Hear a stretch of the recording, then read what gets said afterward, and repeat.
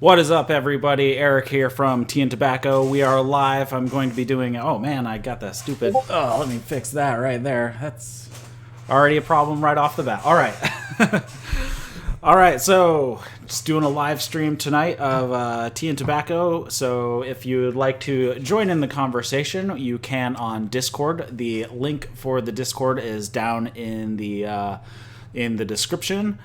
So you can come in on voice with that. Also, if you'd like to just call in on Skype, you can do that as well. Just put a comment down in the comment section saying that you'd like to join via Skype, and I will drop the Skype name into the chat so you can connect up. Also, if you really want to go super old school and want to join via phone, you can. You can call a good old phone line if you really want to. So I guess that's kind of where we stand right now. Let me just make sure everything else is running, and yeah. Actually, I should probably throw this out to everybody that we are live as well. That would probably be useful if I put that out for everybody. So let's get that out to the Discord to everybody.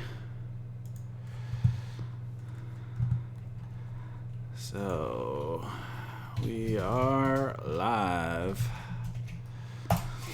For those in the Discord, if you join the live stream channel, you'll be brought onto the live stream, and that's pretty much where we stand right now. So just make sure everything's running. So tonight I am drinking some V93. This is a ripe pour. This is a 2015. I've been working on it already today for a while, so I have no idea how many infusions in I am right now, but I am in a bit. So that is what I am going to be drinking tonight. And where is my chat here? Cool. Can't hear. Uh-oh, that's not good. That could be a problem. I'm not sure why. It shouldn't be a problem. I have audio going.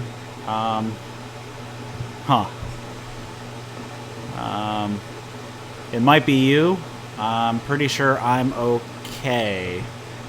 Still having audio problems. Okay. All right. Yeah, I'm not sure. I'm not sure what the problem was. Was I just quiet, or could you actually not hear me at all, or was it a problem on your side? So I guess that's really up to whatever was going on. Also, so let me get my tea going here.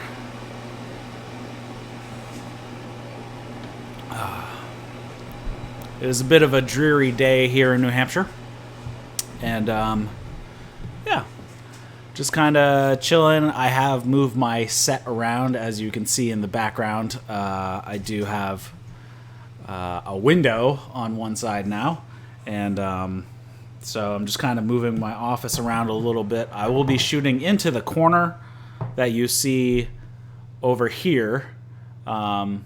So you can see I put up some signs. I got my Cigar Lounge sign, and I got it's right off screen, but I got some artwork. It's a dachshund puppy. It's a dachshund dressed as a Jedi with a lightsaber and using the Force to levitate some treats. So it's a pretty funny. Let me adjust here just a little bit. Probably need to undo that just a bit. Come on. All right, cool. So, how's it going with everybody tonight? Anything happening interesting this weekend, or hopefully I talked to James from James Patton, and hopefully we might be able to do a stream next week. Tonight his wife has a choir thing going on, so I couldn't get him tonight. So we'll see how that goes. What I'm going to be smoking tonight, I have some HH Vintage Syrian. This particular jar I picked up a pound of it in a bag somewhere in the end of 2010. So this has been with me for almost 9 years now. So I'm gonna say somewhere in there. Its production is obviously pre-December 2010. Oh, it's got a very interesting scent. I have not smoked this in a very long time. I still have a ton of it, and I'm dropping shit everywhere. I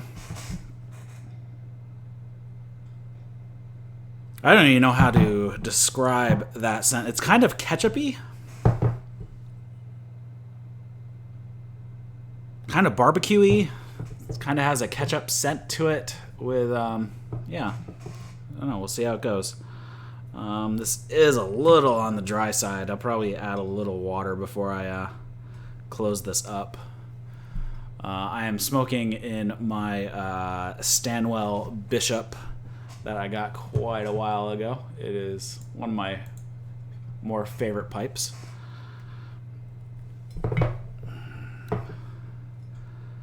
It's been a decent week here, though it's been raining the whole week. So it's pretty much going to be crazy when I finally get out to actually mow the lawn, because the lawn's going to be like 4 feet tall by the time I can actually get out and do it. It's just been so wet. There's not a whole lot I've been able to do. Let me grab... I lost that the ring off my lid here. Let me go grab that.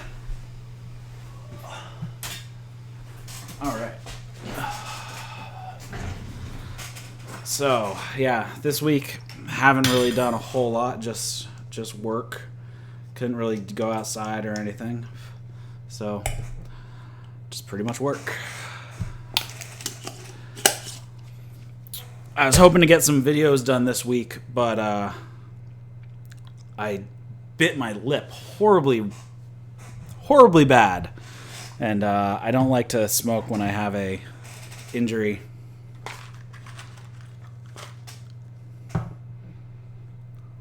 And I was cut pretty bad, and finally it's just kind of healed up in the past day. So I do have some videos coming that I'm going to start making tomorrow. So those will be on the way. Some more reviews. I'm also starting to make a list of some other like how-to videos and whatnot.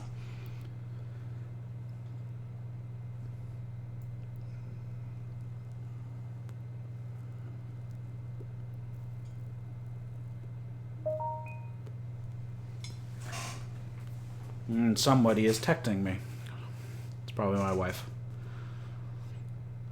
Oh, it's not my wife, it's my mom. So, yeah. Not a whole lot going on right now. So I'm probably going to have to refill this V93. I probably only got a couple more infusions I can get out of it before I throw a little more leaf in there.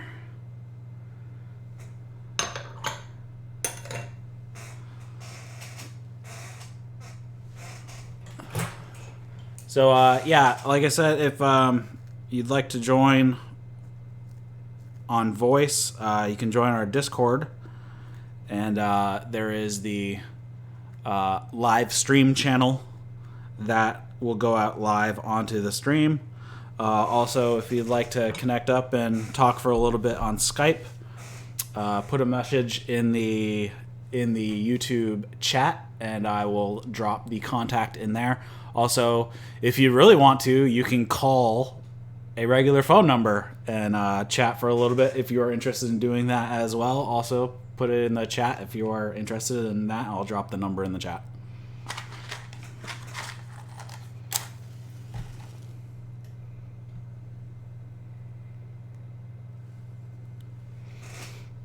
It's one of those nights. It's just a quiet Sunday night, it seems.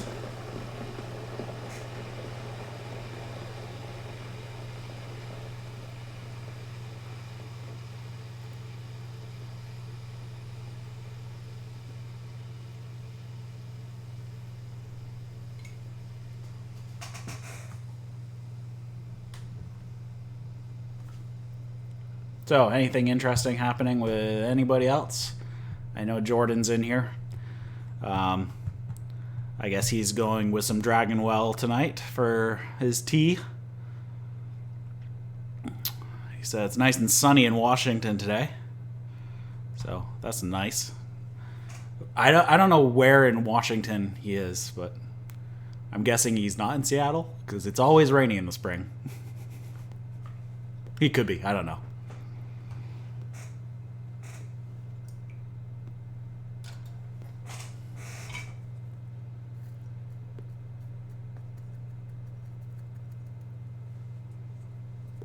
I lived in Vancouver for a year, and man, it was rough going from like November to May without seeing the sun. It pretty much just mists the whole time.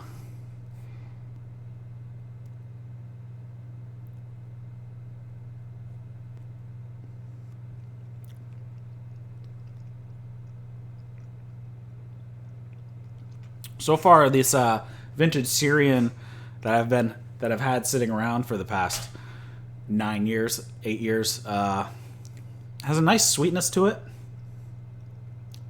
Almost like a orange and vanilla, almost like a creamsicle type of flavor.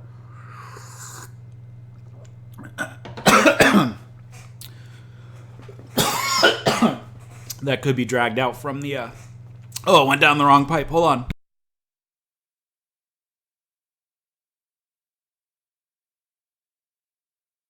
I'm gonna die on camera.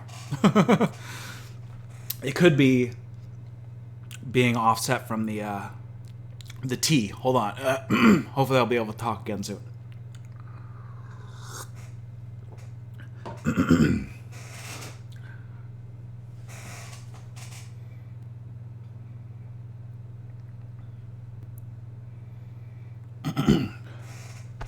I think I'm a little better now. All right. So, flavor-wise, yeah, kind of getting a sweet orange creamsicle type of flavor right now. What's up, Sven? Got a viewer from Germany. Wow. Actually, according to my my stats on YouTube, less than half of my viewership is actually in the United States. So, more than half of my viewership is outside of the U.S.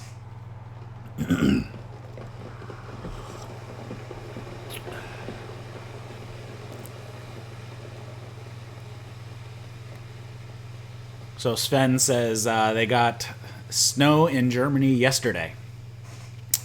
I hope we are done with the snow. It is May 5th, so I don't think we'll get any more snow. You never know. We could get snow in July. It's happened.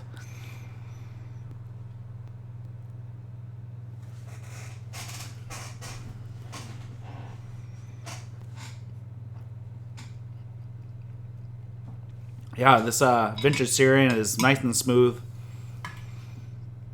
I still have quite a lot of it. I still have probably 10 ounces of it. I probably still have 10 ounces of the pound that I bought. I might even have more than that. I'll have to check at some point.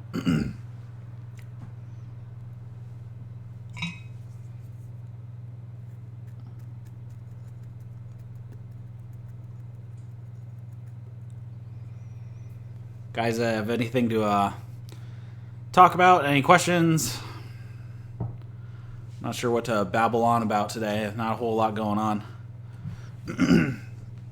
Just working on some ideas for the channel and,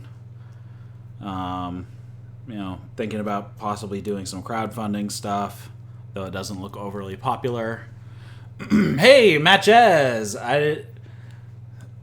Nice to see you. Greetings from Connecticut, he says. It's raining here. Yeah, it's been that way. I'm just up in New Hampshire, so we're not too far apart. So, yeah. It is not raining at the moment, but you never know. I wasn't sure Matchez was aware of my channel. I think it's always funny finding out who actually watches your channel, and especially with guys like him, where I've watched his channel before I started my channel. Him and James and Bradley from Stuff and Things, but I'm not sure if he watches my channel or not.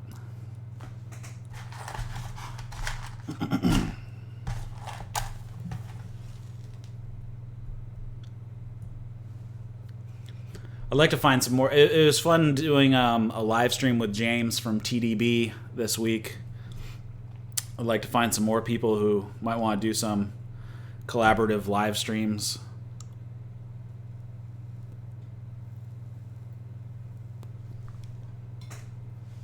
It's nice with like OBS. If you connect up via Skype, you can both stream to your own channel. So you can kind of do like a simulcast and have it streamed to two different audiences, which is always nice, instead of just streaming to your own, because that's kind of the point of doing a collab.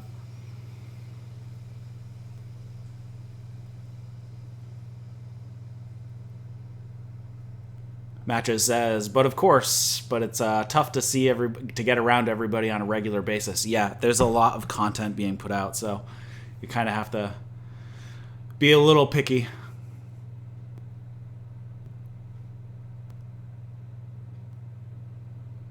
So I thought starting to do some of these live streams are a little more towards the community than my normal content. I think my normal content is more geared to people who are searching out the specifics of like the cigar reviews and the tea reviews and whatnot, and how to smoke a pipe and all that fun stuff. Those seem to be the most popular videos, or at least on my channel, because I don't do a whole lot of vloggy stuff like a lot of the other YouTubers do, or at least in the pipe community. So I think doing these live streams kind of might work into that and give me a little bit of that content. Because I like doing it. It's just, I don't know if people are interested in seeing it very much.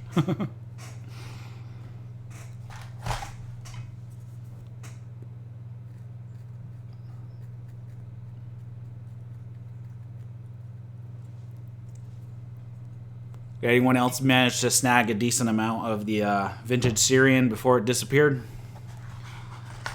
I pretty much only bought this one bag back in 2010, so that's all I got. As far as Syrian goes, I think I might have one McClellan blend that I haven't opened yet that used Syrian. Well, I think Abrebbia, La Tequila Flake, also used Syrian. Sven says, does the tobacco matter when you break in a pipe? Personally, I don't think so. Whenever I break in a pipe, I just smoke what I'm going to smoke in it. I don't really bother going through any special break-in procedure. Just really with the new pipe, just don't smoke it hard. And really, you shouldn't do that anyways. So I just pick whatever I'm going to smoke in it, and I just go from there. I let just time do its thing. I mean, for the most part, I pretty much for most of my tobaccos, they're all non-aromatics. So I have a set of pipes that I use just for La Tequila-based blends, and then I have a set of pipes that I use for kind of the rest of the aromatics, so the Virginias, the Vapors, the Burleys. So I just basically break them down into those two categories. I figure out which category it's going to sit in, and then it just goes into my rotation, and I smoke it like normal.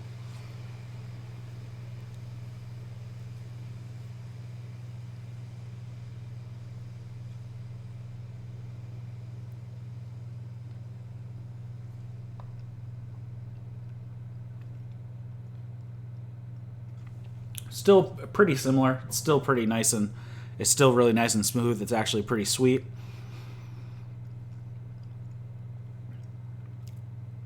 There's a bit of a cola flavor on it too, but again, I can't really attest to the purity of my assessment of the tobacco, because I am drinking a very strong ripe puer as well. So the two are definitely going to play on each other and really affect the flavors. So if I was just drinking water, I don't know how this. I'm sure it would still be smooth and sweet, but I'm guessing I probably wouldn't get that slightly orange creamsicle flavor that I had, and kind of a bit of a cola flavor that I'm getting right now. Yeah, no problem, Sven. How is it getting tobacco where you are? If you're over in Germany, is it a pain in the butt and the tax is really ridiculous? I know one of the guys in the Discord lives in Canada, and like a tin is pushing like $50 Canadian, which is like, I don't know, around $40-ish US, which is crazy for a tin, especially when you can get that same tin for like $10-12 here. So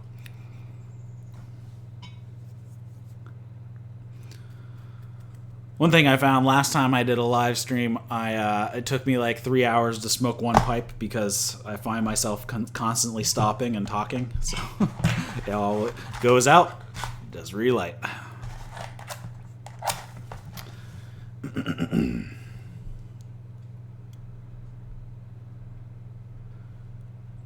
So anybody who's just joined us, if you'd like to join in the discussion, you can pop over into the Discord server, and on the live stream channel voice chat, you can join on in.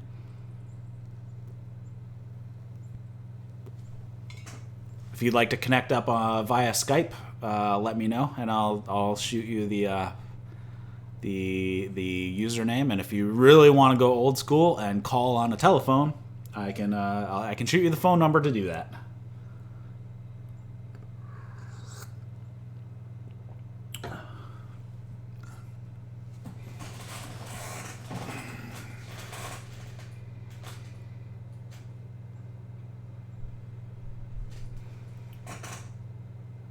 Man, it's so quiet here tonight. I thought Sunday was the day to do it. Everybody said, try on Sunday, try on Sunday. Maybe not. I don't know. We'll find out in the future, I guess.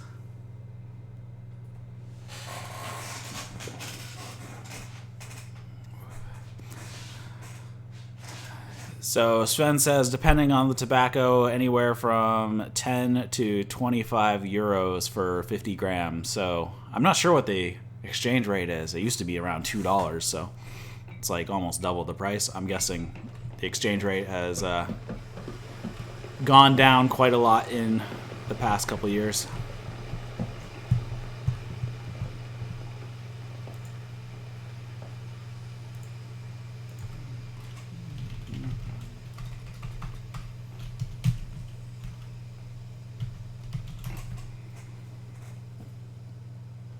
Oh, man.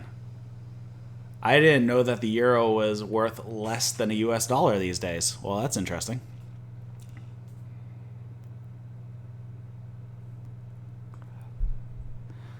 Jordan says, do you guys eat your green tea leaves after you're done brewing them? I just like the texture of the leaf when I bite into it. Usually I do not.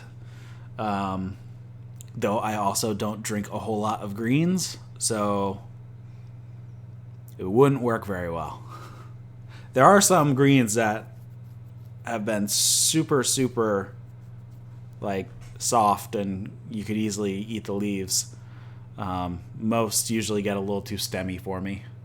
Like, unless it completely falls apart, like the leaf is total mush and there's like no fibrous strands or anything.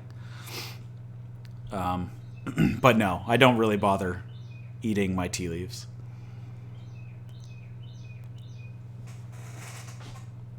I mean, it'd be good for you. There's lots of good stuff in tea leaves.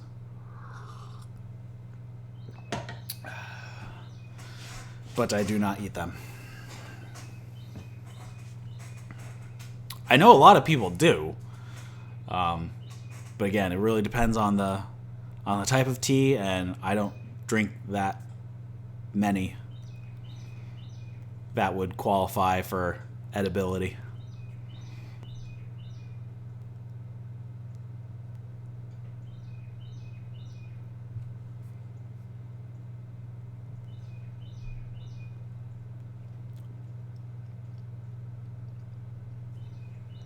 Yeah, this continues to be nice and smooth and pretty sweet.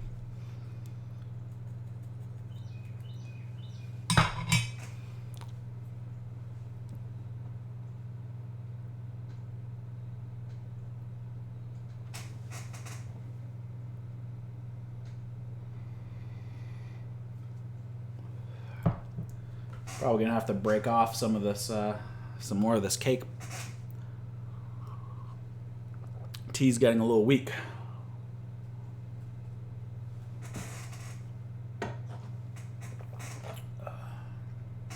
Actually, let me boost this up to boiling, and I'll get at least one infusion with boiling water.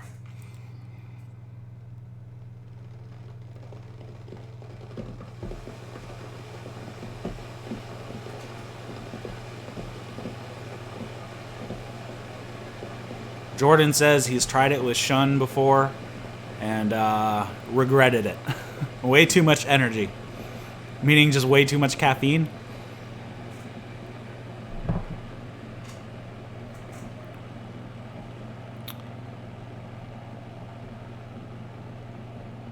I think any pooer would probably be a little over the top to eat the leaves.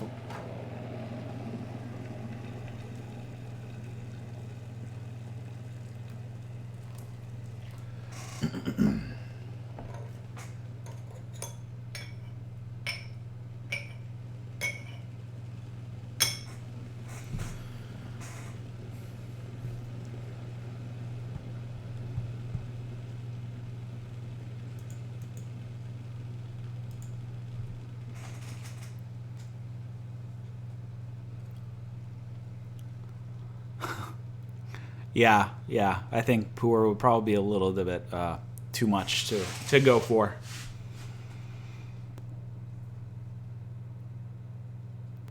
It is what I drink the most of, but mostly ripes. I don't drink a whole lot of raws, though I don't really have a lot of old raws. So I'd like to get some. I do have a couple older samples that I'm gonna try. Probably gonna have to start storing cakes because, man, they're just so damn expensive when they're already aged. So it's like, find stuff that's decent now. It's at least drinkable. And set it aside and let it go. Like, I just opened up a cake yesterday of Unan Sourcing's You're the Dog Blue Label, and I just bought it earlier this year, and it was like $36, and I just checked yesterday, and it's up to $41, and it's only a 2018, so it's just last year's production. Though the leaves, I think, were from 2013 and 2015. It was a blend of 2 different years. but it's $41 now for a 357 gram cake. But well worth it even still at $47. It's a really nice tea. I don't know if I'll be able to get another cake, just given how much tea I seem to be buying. I would definitely put it on my list of buying another cake if they happen to go on sale or anything like that when I'm already placing a large order.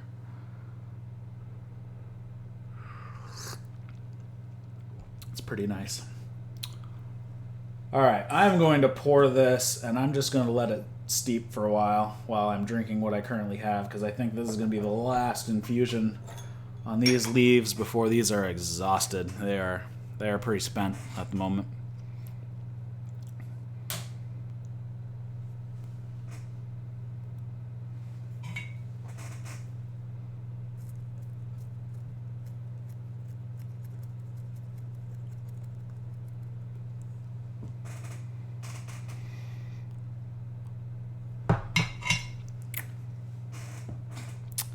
So anything else going on with anybody else, or just all chilling tonight and not doing a whole lot?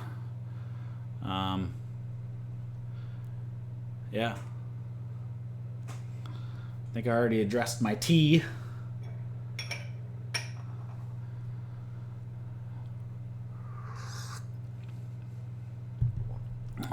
Do you know the Chinese tea called Junmai? No, I not offhand using that name. Does it have a kind of a colloquial English name to go with it?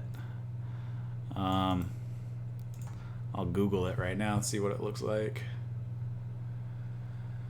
Junmai. No, I have not seen it. It's a black tea. I have not. Golden Horse Eyebrow is what it's showing as an English name. I have not had it. Seems to be a relatively expensive tea. Anywhere from $60 to $700 an ounce. Oh man. No, I don't. Is there a good source for it? Like, is Hunan Sourcing carry it? Oh, they might. Seems like they might. Other than it's a black tea, that's all I know about right now. Actually, Hunan Sourcing does have some. And they do have it from this year as well. Actually, I want to say I might actually have some. Hold on.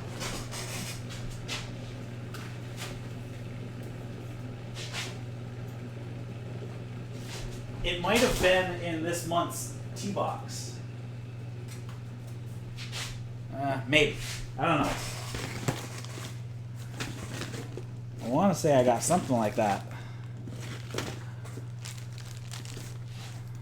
So I got a tea called Yunnan Black Gold. No, that's a different tea, I'm guessing. So maybe I don't. Maybe I don't have any. I was hoping I did, but I did get some. I did get a couple of black teas, and I got some Dansong. But the Jinjumai, it doesn't seem that expensive. Even the competition grade on Hunan Sourcing is $10 for 25 grams. So about $10. Well, $9.50 for 25 grams. So basically an ounce. So it's not that expensive. Yes, it's Hunan Sourcing is the supplier, but it is grown in Fujian.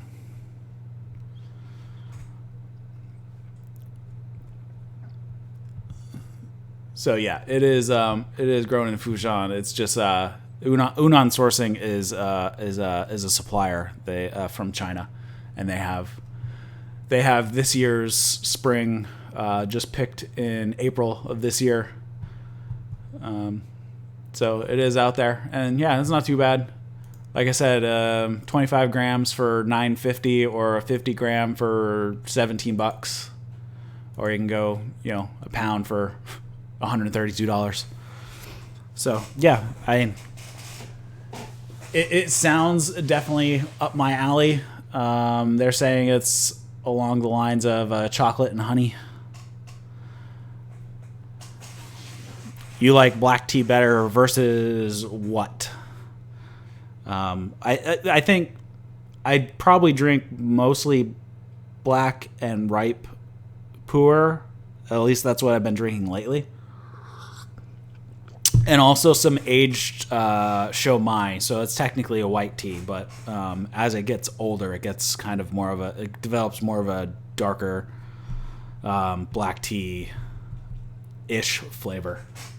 Not as chocolatey as some black teas get, but kind of a mix between like a black tea and a pu'er. So it's got some slight earthiness and then some of those kind of chocolatey notes of the black tea. I mean, there's such a huge range in each of the categories that, there's something all around. Taekwon Yin, you like Taekwon Yin? I'm guessing the really light roast, if you're calling it the green, because it's technically an oolong. I'm not a huge fan of the light Taekwon Yins. I'm more of the medium or dark roast Taekwon Yins. I don't like the floral flavors on the more green Taekwon Yins. And like the Ben Shan, or I'm not sure how to say that, Ben Shan, something like that. I just don't like the floral notes on those. So I don't drink a lot of the really green oolongs. I do like a lot of the rock oolongs, so the Wu Yi oolongs. So the Da Hong Pao and what else is there? Well, and then there's also all the dansongs. So there's all types of dansongs out there. So there's an endless list of them. Sometimes in the next couple weeks, I'm going to be reviewing. I have some Imperial Dragon Well. I have some Milang Shen Dansong Oolong. They call it Honey Orchid. And then I have a Jasmine Aroma Dansong. What else do I got in here? And then I have a Fengqing Yi Shun Hongcha Wild Tree Purple Black. So it's a wild tree. It's a wild purple tree black tea. So that's pretty interesting. And then I have a black tea from Jingu that is not Camellia sinensis, but it's Talanesis. So it's just a slightly different species. Jordan says Taiwan has some good light oxidized oolongs. Yeah, I haven't had any oolongs from Taiwan, at least not in my memory. Hongcha means red tea. Yes, I'm aware. But it is considered a black tea because in the English speaking world, we're stupid.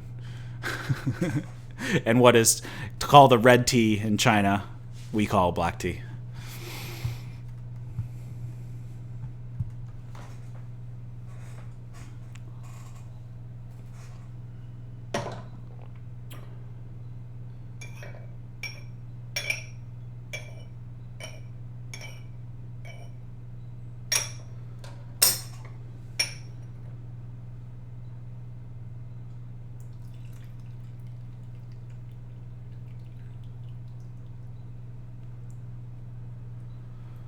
Yeah, right now with being on the Unan Sourcings, I'd get one of their tea boxes. I get their premium tea box.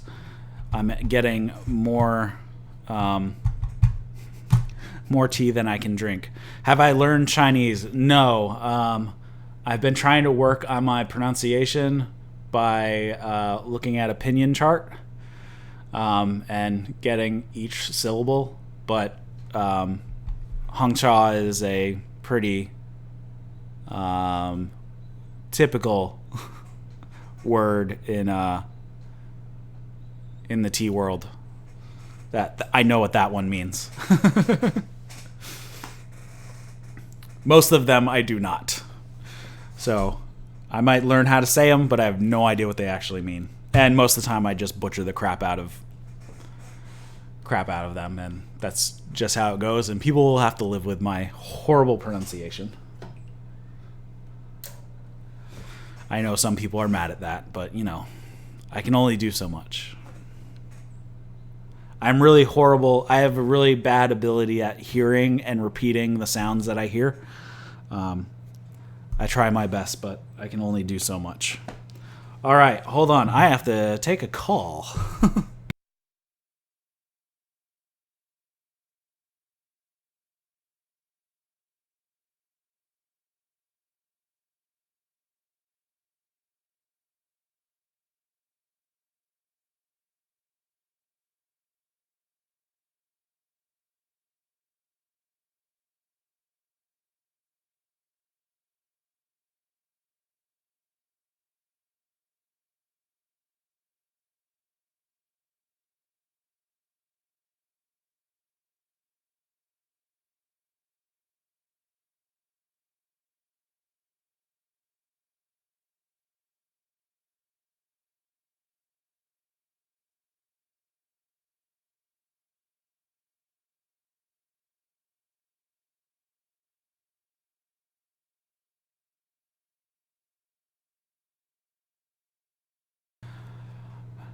I'm really good at the Chinese. Well, thanks.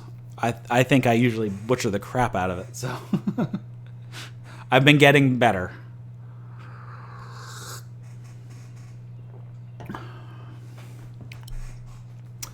My wife is calling me, asking me to go let the dog out and feed the dog. So I'm going to go do that in probably about 15 minutes, and I'll take a little 5-minute break, and I'll come back.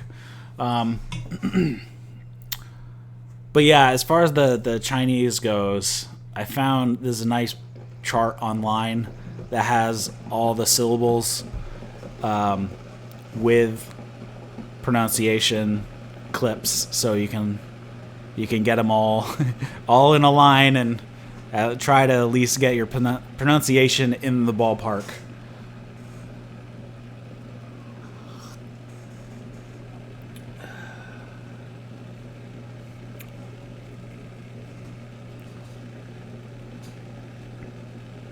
I figured out that ENG is more of an ung sound than a ang sound.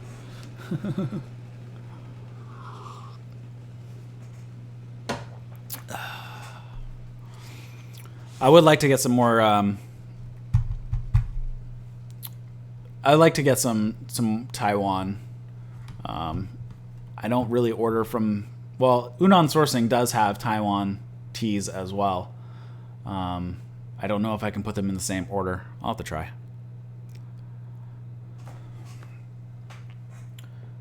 Yeah, there's a good. So there's Jordan. There's a good chart out there that has all the pronunciations and like all the syllables that they have, so you can kind of learn. And also they have some of the descriptions on how to say some of the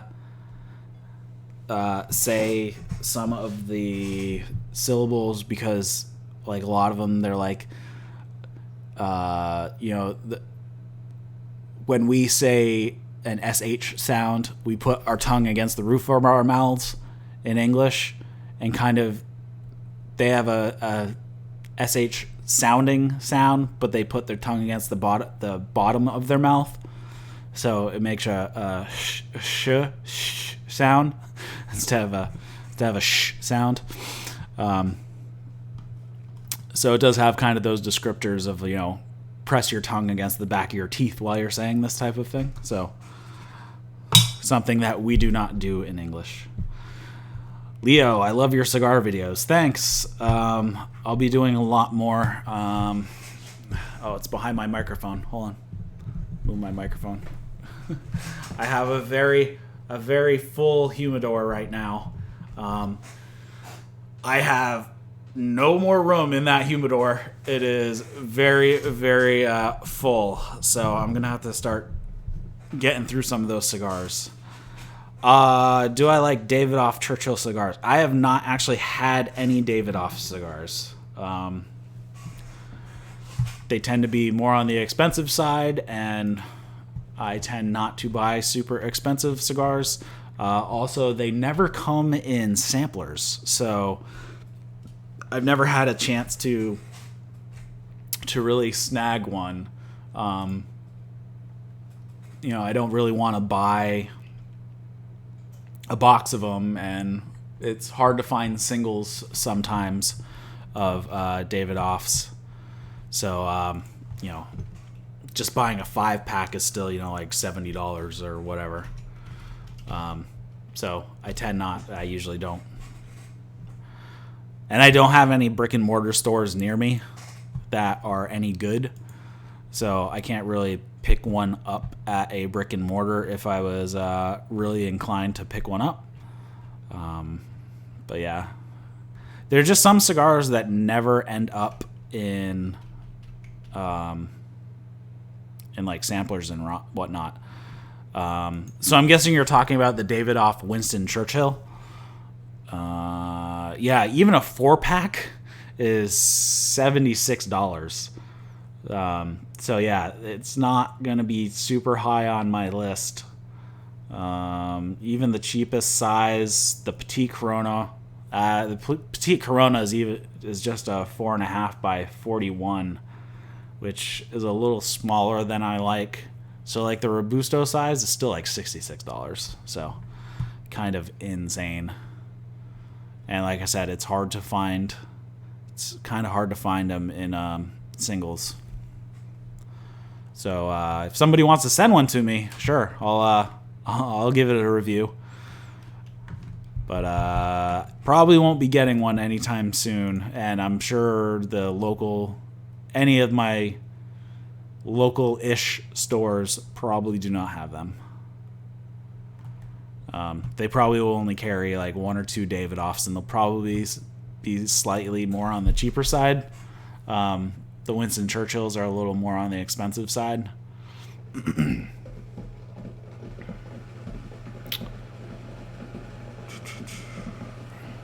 Yeah, probably more like I'd find the Grand Cru.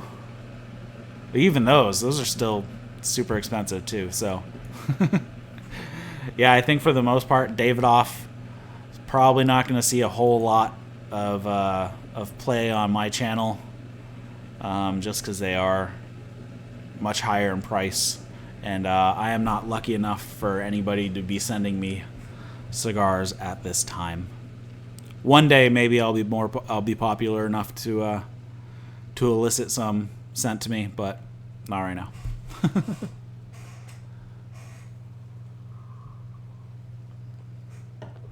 All right, so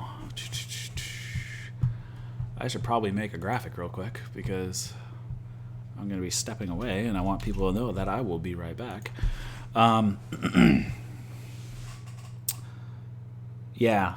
So as far as Davidoffs goes, that's the way it is, I guess. As much as I'd like to review them right now, any review materials are all coming out of my pocket, and I could get a lot more cigars for cheaper. Do you know Arturo Fuente King T Churchill Sungrown? I do not know that one specifically. King T. I haven't even heard of that line at all from Arturo Fuente. And it's not even showing on Cigars International. So sun-grown. Is it under the Chateau? Oh, got it. King T tubes. It's the Arturo Fuente Chateau series. It's just one of the sizes. I have not had one, but yeah, the Chateau is a pretty popular brand, though they are completely all back ordered except for the King T tubes. But I do not have any on hand.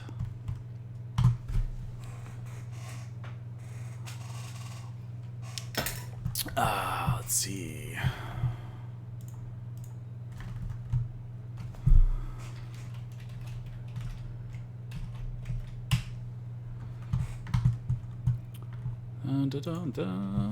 Transparency, colored alpha. Whoops.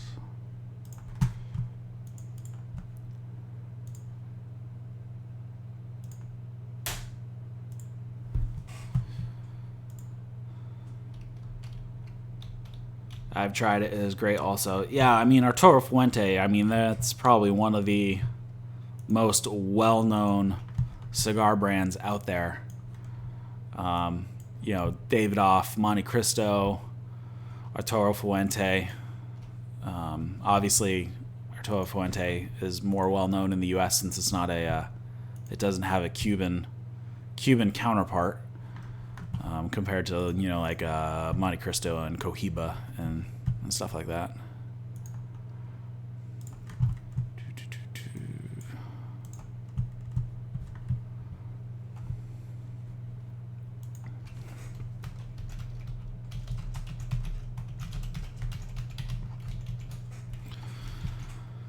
So I'm just making up a little sign here so I can stick it on and people will know that I have not abandoned the stream.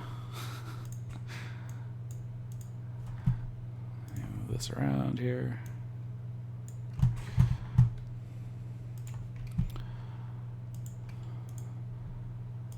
I mean, there's just right now I have 170, 180 different cigar blends on hand for review. So I got quite a backlog already to work on. So I have plenty of material. One thing I'm sure you've seen is that I do as many of my reviews as possible blind. So it's kind of hard to move stuff to the top unless I only have a single cigar. What's my favorite size? Really, anything between a Robusto, so like a 5-inch by 48 up to like the Churchill sizes or Toro sizes, like 7 by 56. So I like somewhere between 48 and 56 for ring gauge, and between 5 and 7 inches for length. I think those tend to be the most popular with me.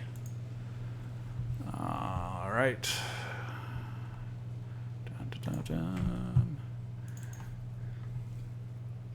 Oops.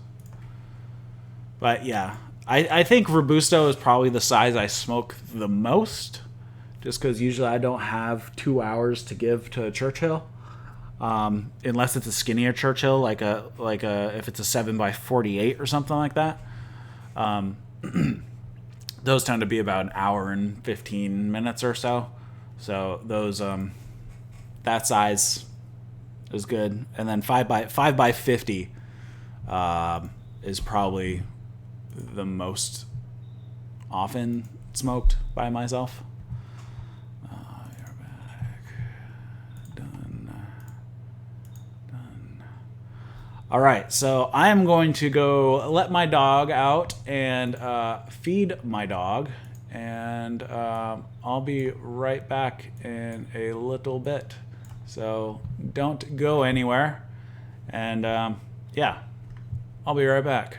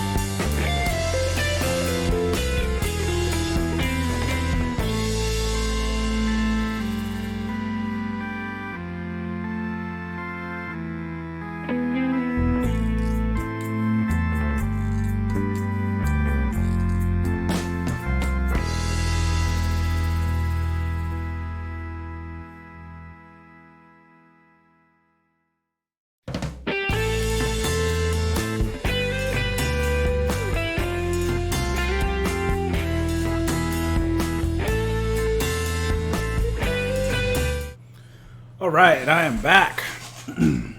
Hopefully, well, I see a lot of people left, so hopefully I still have a couple people hanging around. I was going to throw this out.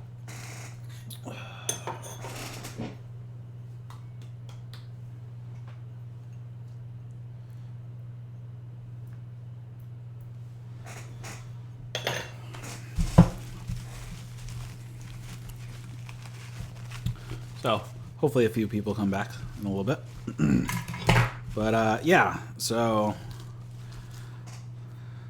I've been drinking this all day, and I will break off another piece and keep going. Really, I picked this up. It wasn't actually that expensive. This is the Munghai V93 from 2015. I did do a review on this recently. It's pretty good, and it's not that expensive. The newer productions, I think you can get maybe like $9 or so. Yunnan also produces cigars. What type of cigars? I have not heard of really any cigars out of China. I don't know if they even make it over here.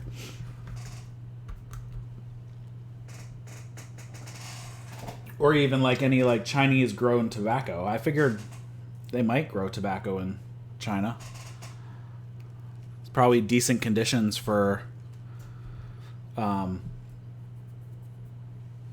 cigar tobacco. You know, very similar to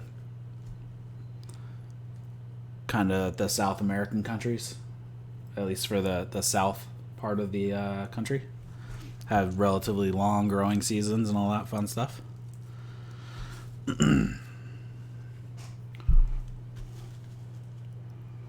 I'd be very interested to see if there are anything good. It's not that good. I mean, I'm surprised that there isn't quality tobacco coming out of China. I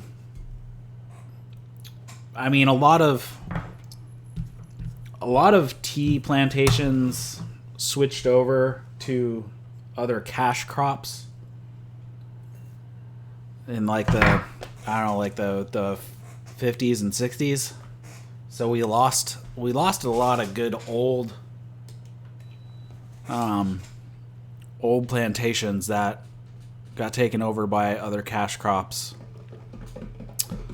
Unfortunately. So, but yeah. I'm surprised tobacco isn't one of the things that's grown quite a lot there. Be good growing conditions.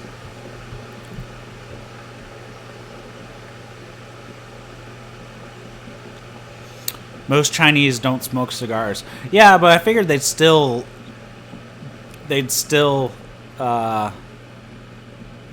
grow because it's such a large cash crop internationally, not just, it doesn't need to necessarily be for the domestic market, because I think a lot of the cash crops that they switched over to were not destined for domestic sale, mostly for international sale. But I mean, most of that happened in the 50s and 60s. So tobacco might have not been that high on the radar for them.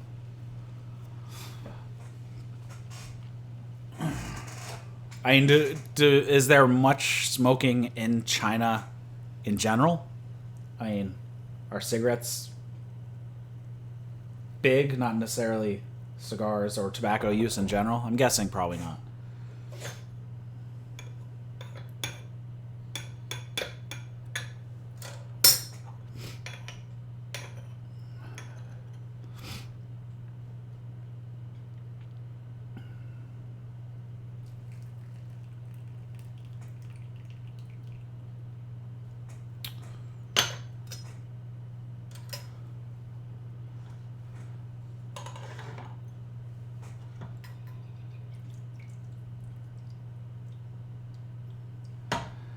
Leo says they have great tobacco. In what form? That's my question. Is it mostly for cigarettes? Yeah, cigarettes are really cheap there.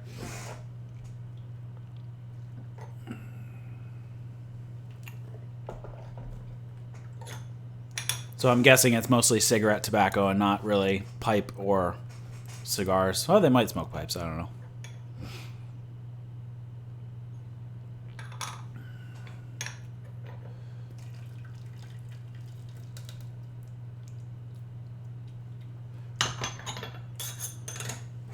All right. Let me get a drinkable infusion here.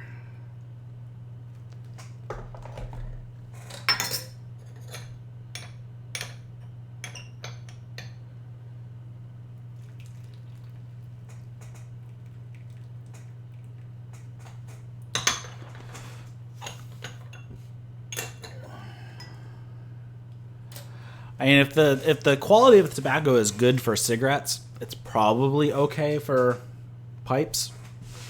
I'm guessing they grow some Virginias and Burleys. Oops, sorry, did I just hit my camera? But yeah.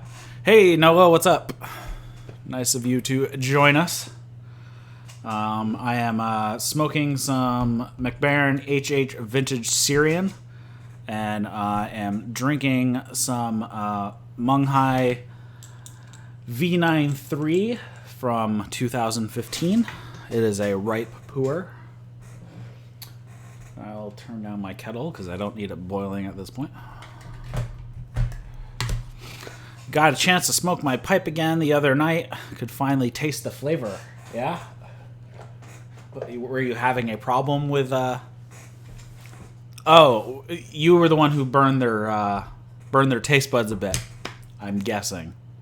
I think, if I remember correctly.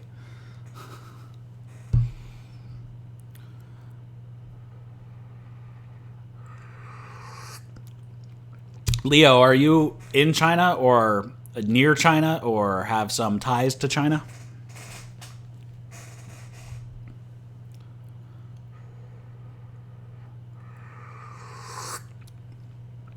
Would you Noah, would you smoke the other night?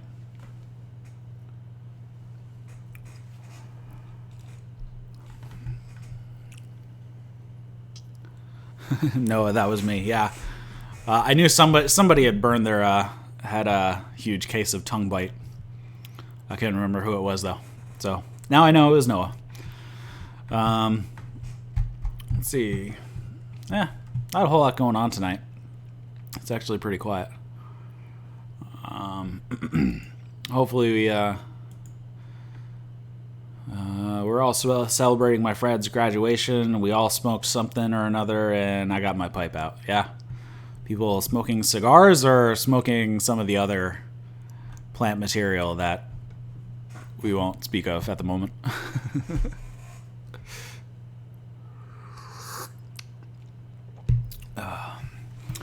Yeah, so I've just been working on, let's see, it was some cherry OTC since I'm broke.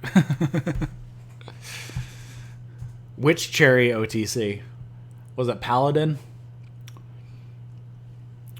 Or like Super Value?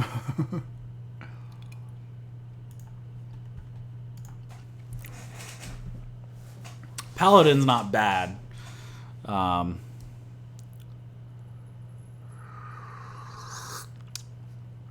Leo says, I'm Chinese but live in Germany.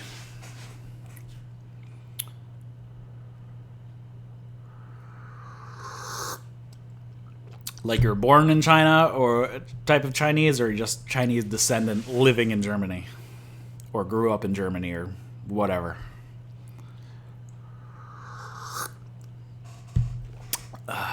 Yeah, Paladin. I did a review of that. It's actually one of my more popular reviews, funny enough. Probably because it is super available, so people have access to it. And people are wondering what it tastes like. I mean, it's not bad. It's not great, but I wouldn't put it in the bad category like Captain Black Original. Captain Black White pouch, whatever you want to call it. That is pretty disgusting.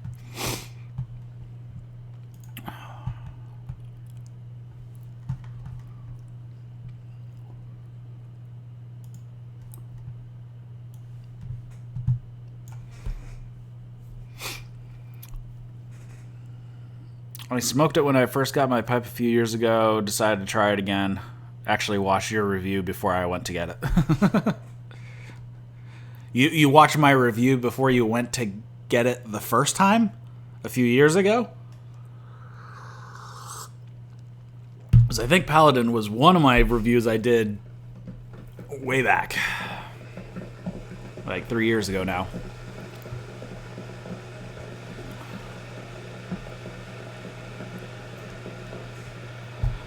But like I said, I'm going to go to the local store to buy another blend soon once I get paid.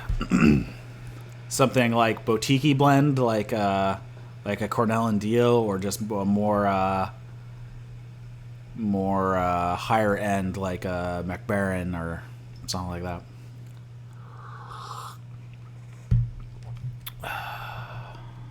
No, that's not.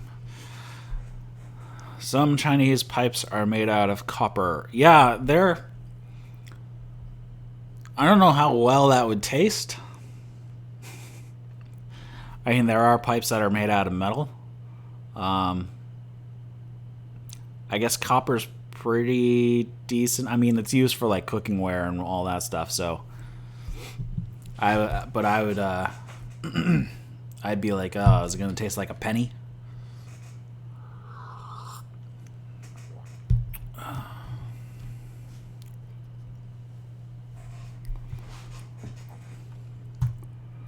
Yeah, I have to go through my tobaccos to figure out what I should do a review of next.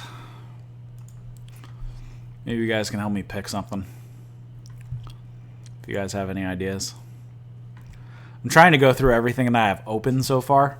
I don't want to like really open any new tins of stuff if I haven't at least reviewed it yet. So if it's in a jar, sure, I'll give it a go.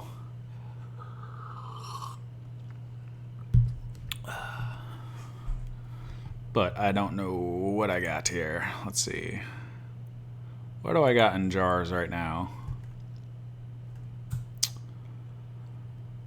See, I have... Man, like half of these are discontinued. Like the McBaron Vintage Syrian, which I'm smoking right now, discontinued. Dunhill, my mixture, discontinued. Dunhill Dunbar, discontinued. Let's see. McClellan, discontinued.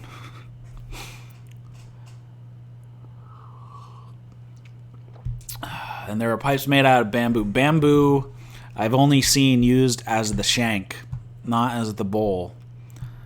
Though I'm guessing it would be super cheap and no one would really be sad if you burned a hole through it. Let's see, I got a bunch of Sugays, also discontinued. Man, so much is discontinued.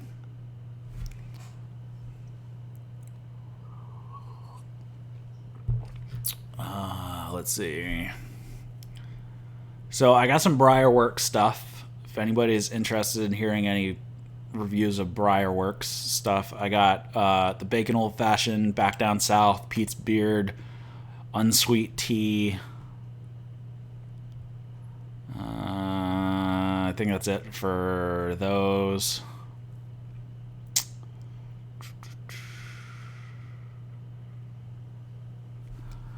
See, I have Lane's Dark Red. If anybody's interested in that one. I have John Cotton's Number 1 and John Cotton's Smyrna. I have those open. I got a couple of the other fourth generations open. I got 1957 and 1855. Yeah, I mean, it's really... Yeah, they got rid of... Well, all the Dunhills were discontinued. So there's just some left out there that they made a lot of that just hasn't finished selling off yet. But yeah, a lot of people are a little bummed about the Elizabethan mixture. I don't know why they didn't at least sell off the recipes. That really made no sense. I mean, somebody probably would have... I mean, instead of just discontinued, they could have sold them for a couple bucks, even if... Even if it wasn't a lot of money, it's better than nothing and just discontinuing them. Even if the stipulation was they had to rebrand and they couldn't release them under the Dunhill name, which is fine. But it kind of sucks that we lose such a huge classic line of tobacco. Yeah. And I was really bummed about McClellan too. It's like, I don't know why McClellan didn't sell or publish their procedures and recipes and all that stuff too. It's like we're losing all this massive knowledge and it's just like going nowhere. It would at least be nice that if it was made public, so at least it wouldn't get lost to time, so people would know. Or, I mean, if any of the companies would have stepped up and bought it. Did something happen to... Yeah, they're getting out of the tobacco business. They want to just be a clothing line now. So, the Dunhills were being made, I don't remember by who. I think it was STG. And they were just being licensed from the Dunhill company. And Dunhill, once the licensing contract expired, Dunhill decided not to renew the licensing. So they're no longer being made. Actually, they stopped being made at the beginning of 2018. So whatever you're finding was made quite a long time ago. Yeah, this is old news. Dunhill announced that they were going to stop in 2017, and then they stopped production at the beginning of 2018. So it's been over a year since they discontinued Dunhill. They just happened to have a lot of it out there before it went away. But yeah, I don't know why somebody couldn't at least get the rights to the recipe, even if it got released under a different name. It's kind of dumb. What's going to hurt them big time? Dunhill getting out of tobacco? Probably not. I mean, they've been moving towards being a clothing line or, lifestyle brand for quite a while now. So, and they were just licensing the pipe tobacco. I mean, they were making cigarettes. I don't know if they have completely gotten out of the cigarettes, but yeah. Considering there's a big saturation of clothing brand. Yeah, but Dunhill's been around for, 100 years now. It's been around as a clothing brand for a very long time. I don't know when the clothing brand started. But they've been around since at least the 60s, I think, as a clothing brand. I'll have to look it up. But they're an established brand, at least in Europe, if not over here. Leo asked, do I drink whiskey? No, I do not. I'm just not a big fan of alcohol in general. I don't have anything against it. I just don't like it. So I don't drink it. As much as I would like to. I mean, I wish I liked whiskey and stuff, but I don't. So I don't drink it. So, hey, it is how it is. Yeah, we've lost a few brands lately. Obviously, McClellan being the biggest hit recently. Dunhill's been going in and out of the U.S. market for a while. And then, obviously, Dunhill is now just completely discontinued.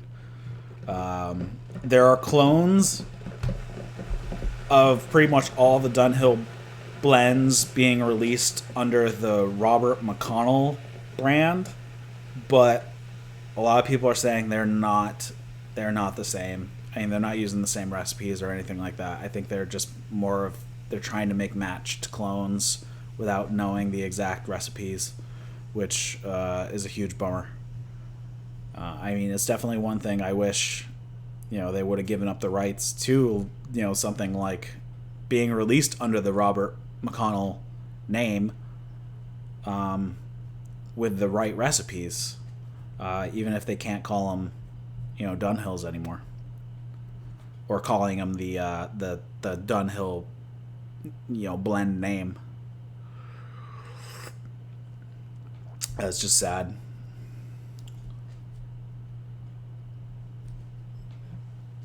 And again, the same with the Macallan. I don't know why they couldn't have sold off the rights or the knowledge to anybody. To somebody. I don't really care who, as long as it's available and not lost to time, which is a real bummer, because they, Macallan made some of the, the best, especially the best Virginias out there. But that was kind of one of the problems, is they're having a hard time getting quality Virginia tobacco, and that's one of the reasons why they called it quits, because they just couldn't get the quality tobacco that they wanted. And then obviously the FDA bullcrap. Do I like Japanese tea? Yes, I do. I just don't drink a lot of it. I like sencha. My wife really likes sencha. I like hojicha, which is it's basically like a roasted. It's really roasted. I guess it's technically. I don't even know how it's technically made, but it's a roasted tea. I like that a lot. So yes, I do like Japanese teas. I just don't get around to drinking them much.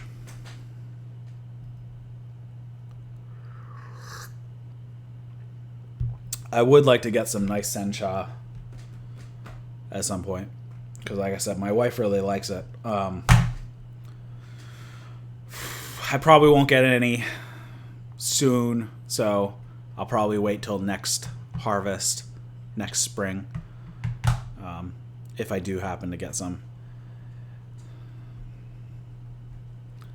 I tried Yamacha once. I'm not sure what that's like. Yamacha. Let me Google it. Is it a green tea? I mean, most Japanese teas are green teas, so.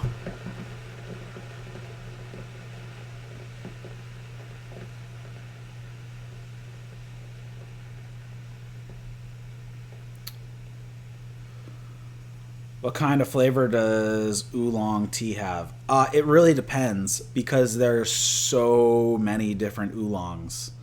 Like if you go even just like Tai Kuan Yin, if you get a very light roasted one, so it's still very green, it's kind of a bright floral flavor. If you get like a medium or dark roast, it's more of like a hay, kind of like a hay, just deeper, earthier flavors. And then there's like Wu Yi oolongs. Those are more darker. Those tend to be a bit more earthier. Yeah, so really oolong is probably one of the larger categories, because if it's slightly oxidized but not fully oxidized, it's technically an oolong. So it's anything that is not fully oxidized to being a black tea, and it's oxidized some, so it's not considered a green tea. So it's a very, very wide range. So yeah, you'll have to try a few different types, but really, even if you just go with Tai Kuan Yin and get like a light, medium, and dark roast, that right there is going to be a wide range right there. And maybe try a couple Wu Yi oolongs, like a Da Hong Pao, and I don't know what else would classify as a Wu Yi, but any a Dan Song. A Dan Song would be like a Wu Yi rock oolong. But yeah, super wide range of flavors in the oolong department.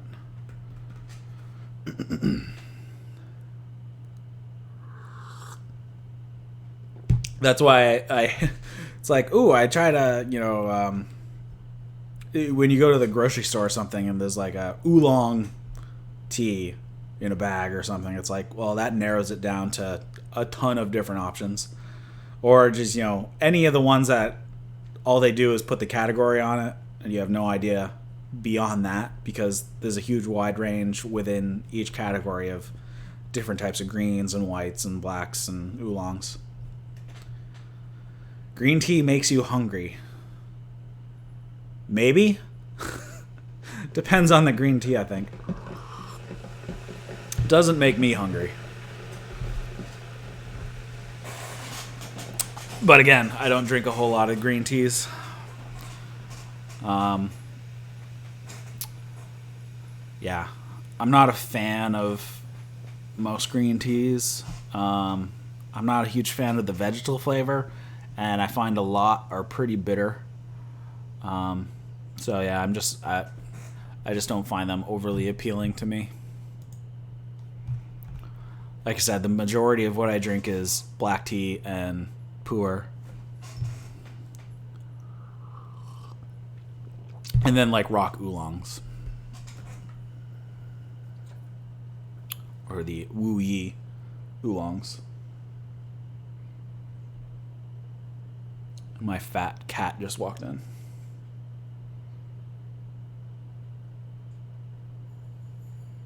Just staring at the window. All right.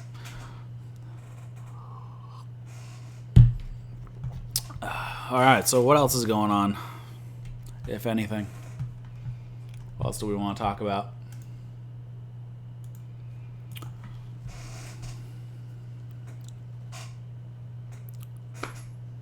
Where did I put? Oh, there.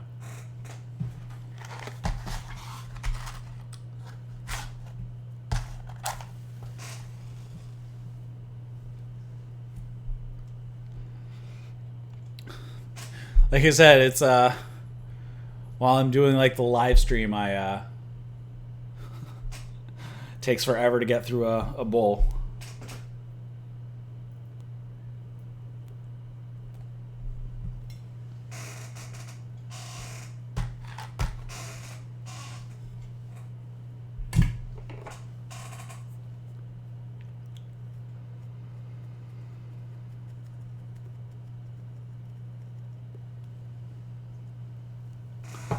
Noah says he's just playing some Zelda. Had a long motorcycle ride earlier today.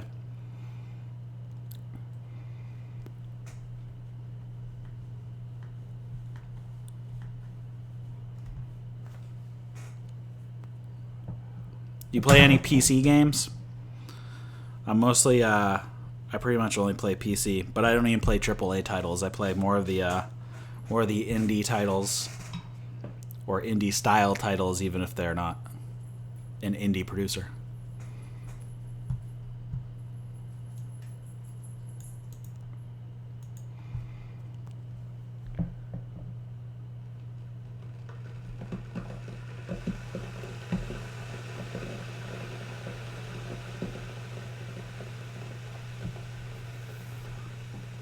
Leo says there's a lifestyle called Yum Cha. I'm guessing that has something to do with drinking tea.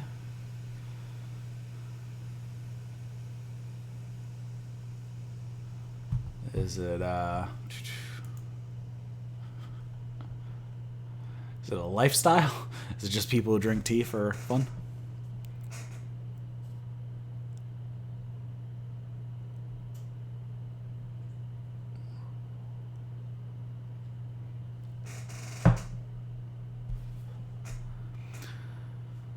Noah says right now he's playing Shanty Half Genie Hero. I have never heard of that.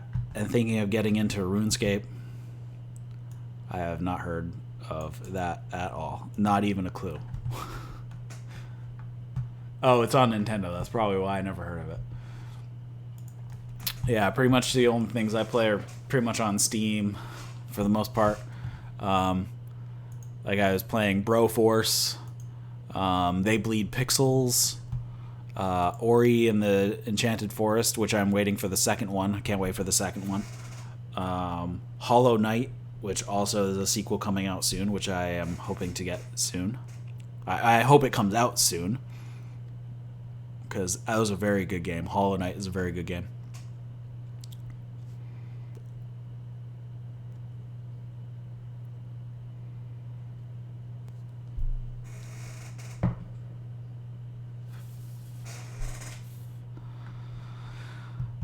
He says yum cha is like having small dishes and desserts while drinking tea.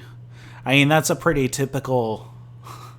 I mean, even that's a typical like English thing to do as well. You know, tea time.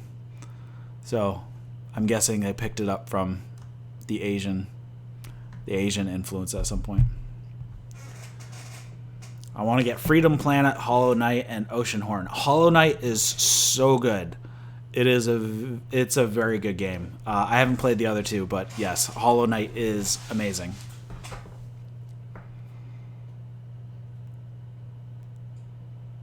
Shanty is on Steam. Okay, I'll have to check it out. What are you using for a controller? I actually have one of the 8-bit dough controllers. I have the one that's based off the Super Nintendo controller, and it is freaking awesome. It feels exactly like a Super Nintendo controller. The button throw is exactly the same. The buttons feel exactly the same. Placement's exactly the same. And of course, they do have the added features of having 2 shoulder buttons, plus having 2 joysticks as well. But the D-pad and the ABXY buttons all feel exactly like an old school Super Nintendo controller, and it is awesome.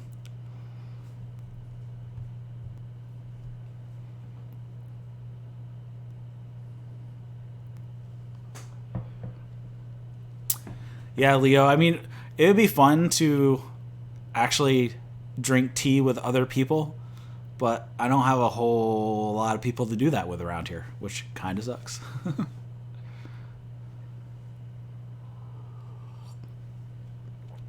Use an Xbox One controller. I do have an Xbox One controller as well, but I like the 8-bit dough way better. The button throw, the distance you have to push the buttons for the ABXY is just so much farther on the Xbox One controller. Unless you need analog shoulder buttons,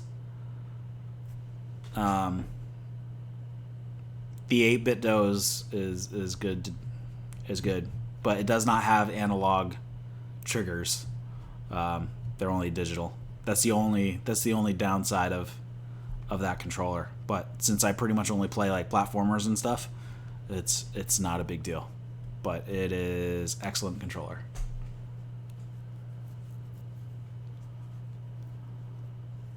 And it's also Bluetooth, so if you wanted to use it Bluetooth, but it also has a USB as well.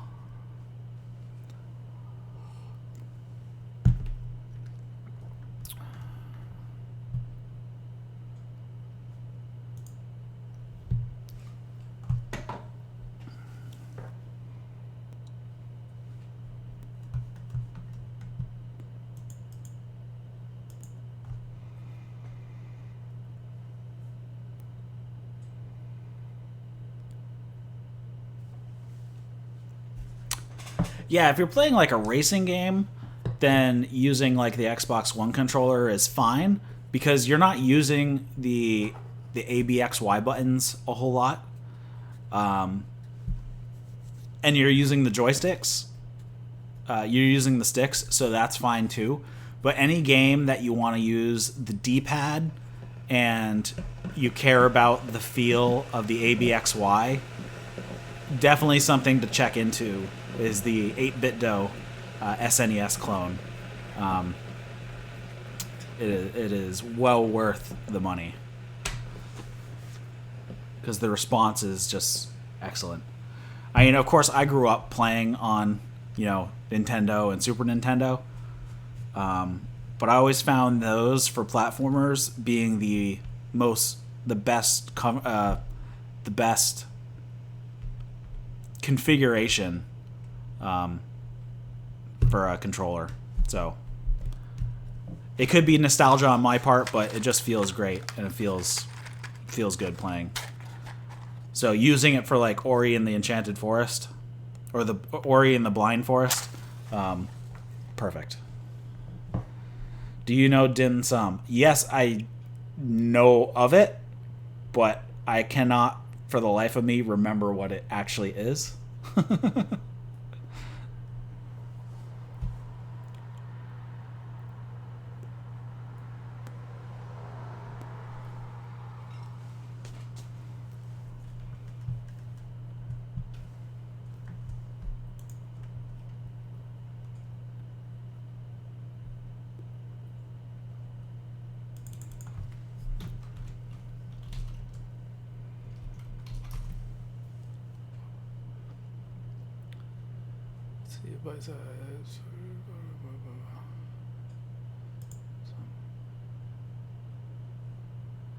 They're like little dumplings, right? Something like that.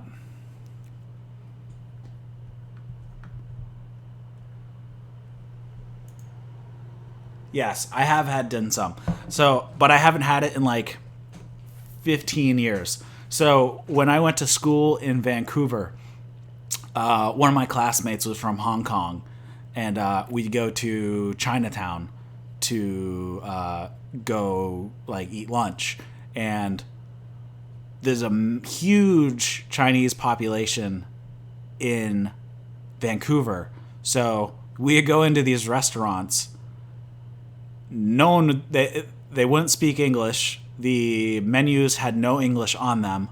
So pretty much he just ordered me random stuff and I would eat it. So so I did have some dim sum.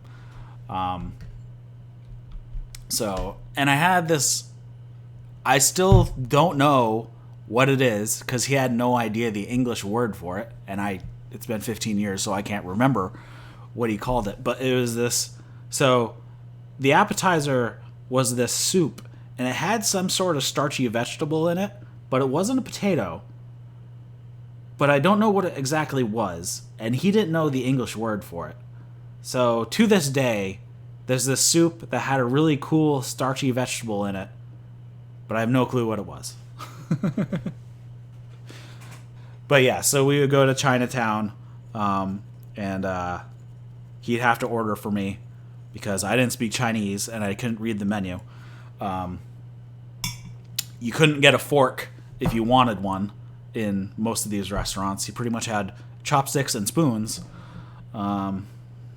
That's basically, that was your pretty much your only choice of utensils. So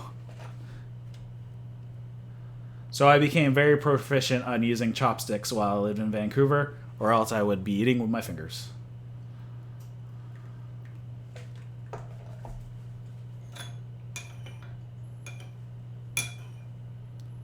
And now I eat like a lot of stuff with chopsticks when I'm at home, even though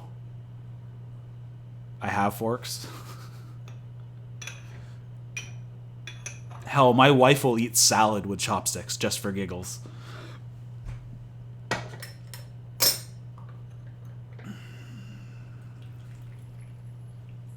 I mean, we probably have like 40 pairs of chopsticks. My wife even made like a little basket out of like this plastic mesh to go into the dishwasher because the slots in the silverware holder in the dishwasher were too big and the chopsticks would fall through. So she made her own little like holder so we could put chopsticks in the dishwasher.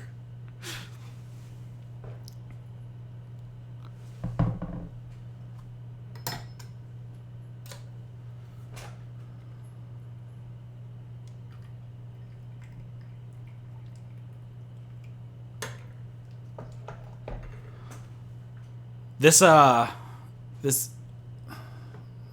anybody who just saw, this puer brews up a little strong sometimes, so I cut it with just a little bit of hot water to dilute it just a little bit, so it wasn't too overpowering.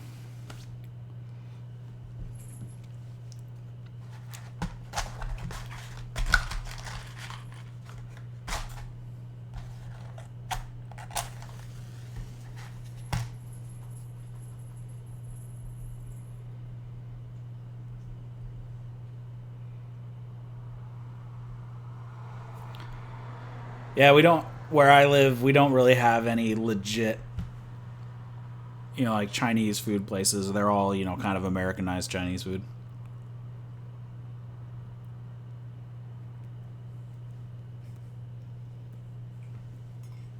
If you even understand what Americanized Chinese food is living in Germany, if you haven't been to the U.S.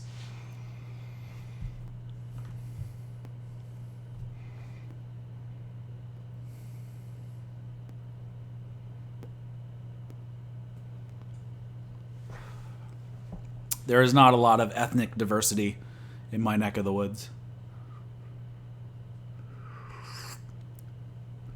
We do have a good Thai place, though.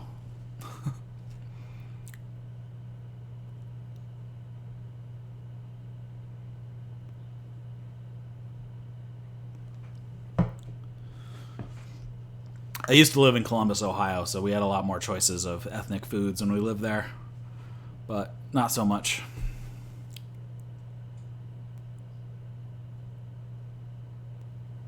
Noah says it's mainly Japanese restaurants that are authentic. I don't. Where's down here? I don't know where Noah is.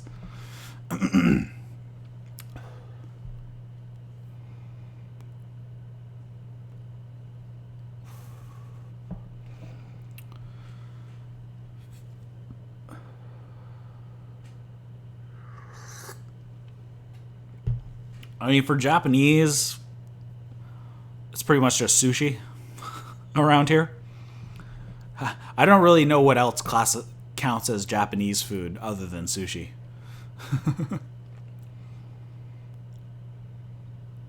Leo asked, "Do I like spicy food?" Yeah, I do like spicy food. Um, I'm good with really spicy food. My wife, not so much.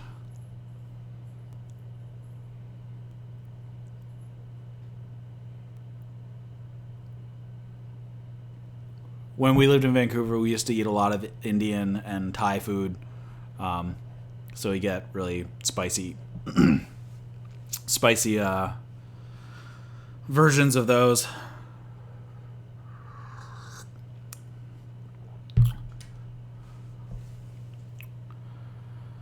Jordan asks, random question, have you played any instruments in the past? Yes. So I grew up playing the piano a little bit, and then in middle school I played the baritone horn and the trombone and the tuba. And then I pretty much stopped after middle school. I didn't play in high school or anything, but I do have a guitar, which I mess around with once in a while.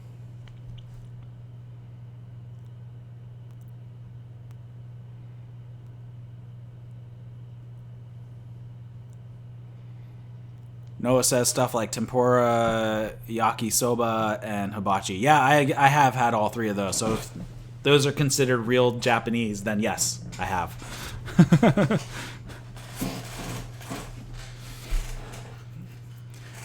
Like I said, it's hard to tell what's legit and what's just been Americanized. So, but I have had those three things. There's a decent restaurant. There's a decent Japanese hibachi near us that does all those plus sushi. So we get. So for the most part, my Japanese cuisine is mostly just sushi.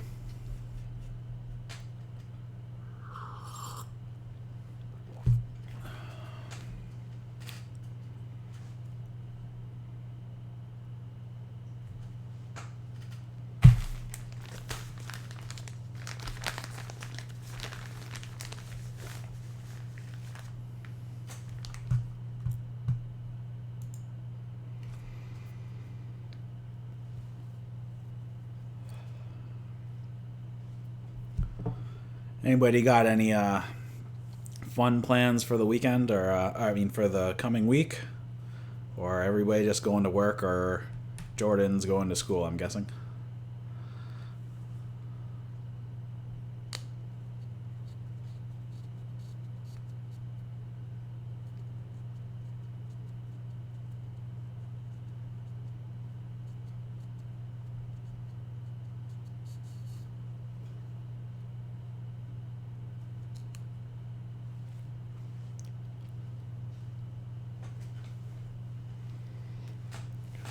Jordan says, played the piano for like a year, and in middle school played the trumpet from 6th to 10th. Now I play the guitar. Yeah, I could have. I didn't do any music while I was in high school, so after middle school, I pretty much stopped at that point. Though I was in electronic class, and we would make guitar pedals, so we would make these really wacky guitar pedals in electronics class. So that was fun.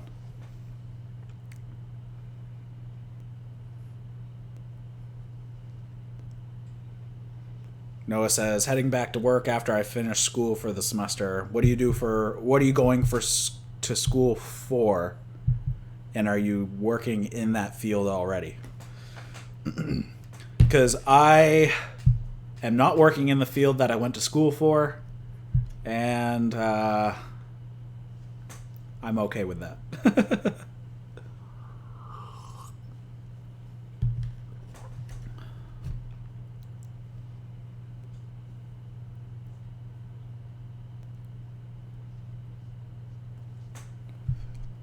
I ditched college after the first year, and then I went to film school. Obviously, I don't do a whole lot other than YouTube with my film knowledge, just because I live out in the sticks, and I have obligations these days, unfortunately, so I kind of dropped out for a while. I hope to go back to film at some point. I really, for the most part, I specialized in doing location sound. So I have worked on a few movies. Okie Piper John, what's up? Yeah. So, anyway, yeah, I did do some location sound.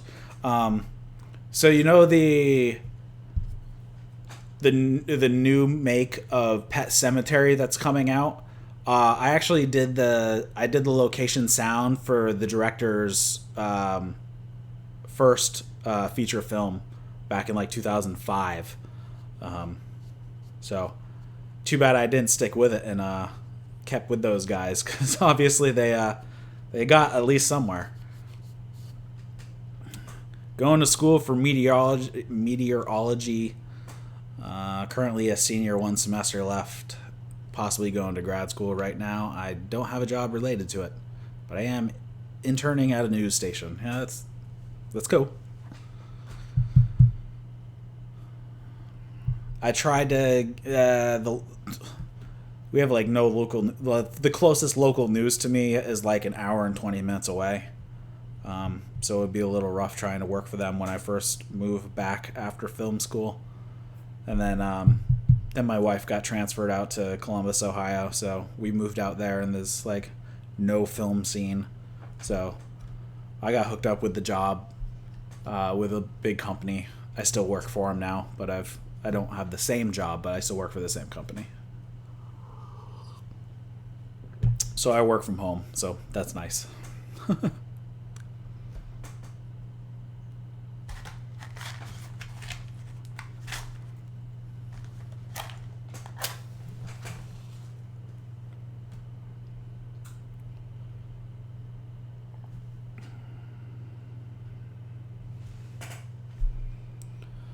Once I get free of some financial obligations, hopefully I can get back into doing some film once in a while.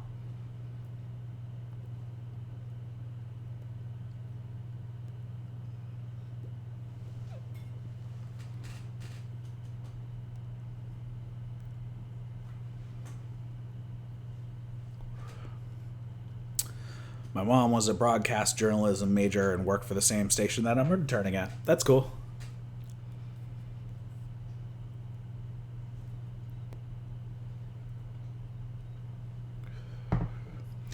Yeah, I'm not even sure what the... I've been out. I look once in a while, but I'm not even sure what the indie film scene is like these days. And the technology has changed so much since I was doing film, that, you know, a lot of people are making or trying to make films on their own, but really they don't go anywhere because Just because you can acquire the equipment doesn't mean you're good at using it. But hey, it is what it is, I guess.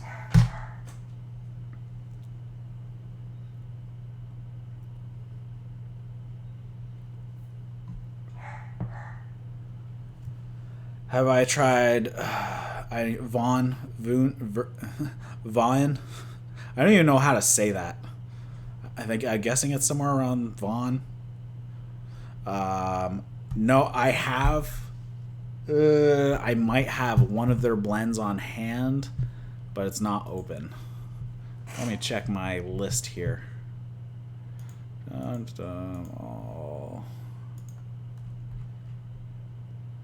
Nope, I don't even have anything from them. I thought I did, but I do not have anything from them at all.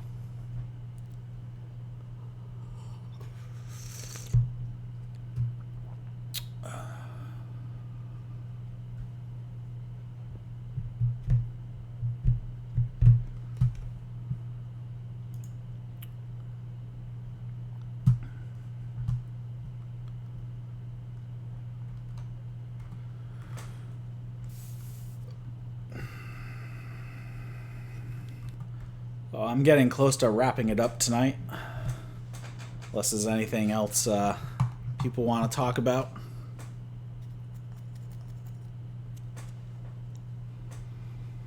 Like I said, hopefully next week we can get James in here and we can talk to him for a bit. That'd be nice. Be nice to get some other YouTubers on to do streams with. Anybody who can do Skype, I can pretty much do a stream with. So I might start reaching out to some other YouTubers if anybody has any suggestions of other YouTubers that might be open to doing a collaboration. You know, stream together. That'd be cool. Let me know.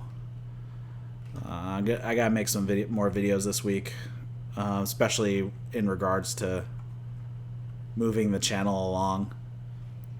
Still trying to figure out what I'm gonna do, if I'm gonna do some sort of Patreon or Subscribe Star. I haven't really decided. I put a poll out. There didn't seem to be a whole lot of support, but we'll see. It's the oldest pipe company from Germany. Stuff and Things might. Yeah, I'll send him a message, see if he might be open. The thing is, it's been a pain. Everybody who I've been talking to have been West Coast, and I'm on the East Coast, so we're dealing with the 3-hour time difference. So that was kind of the issue with James from TDB. That is the issue with James Patton. That will be the issue with Bradley from Stuff and Things, I'm sure, because he is in Washington as well. So I was just trying to get the times lined up because, you know, it's 9 o'clock here, it's only 6 o'clock there, and I started at 7 o'clock, so it's only 4 o'clock there. So it's a little tricky to try to get those things worked out. I'll send Bradley an email and see if he might be interested in doing a stream sometime.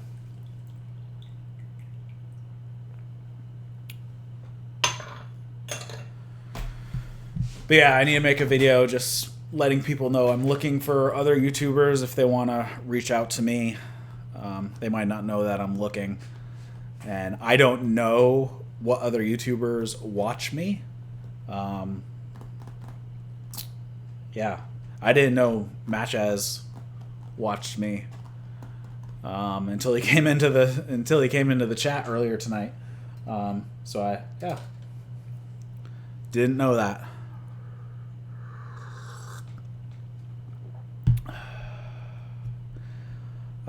If I have time and more stuff to talk about, I might join on Discord next time. I'm guessing you're Tommy GWX in the Discord. So, at least you are in the Discord. I mean, we have people in there once in a while. We usually have somebody hanging out. and I'm in there all the time. It'd be cool if more people joined the Discord. But yeah. All right, so I'm going to call it a night, everybody. Thanks for joining me this evening. Hopefully we'll have a guest next week, and I will have should have a few videos coming out this week. Hopefully I'll have some reviews coming out this week, and like I said, I'll put out a call to see if anybody wants to join me on the streams, and also if I just haven't figured out what I'm gonna do, if I'm gonna do any crowdfunding or not. It's been going a little wonky on YouTube lately, so we'll see. Jordan, have you tried Crimson Lotus tea? I have not had any of their stuff yet. I'd like to get some, but I just haven't had time to put in an order, or had an order that made sense to put in. So, all right. Well, thanks for hanging out, everybody, and I will see you next time and later on this week on Tea and Tobacco. See you guys.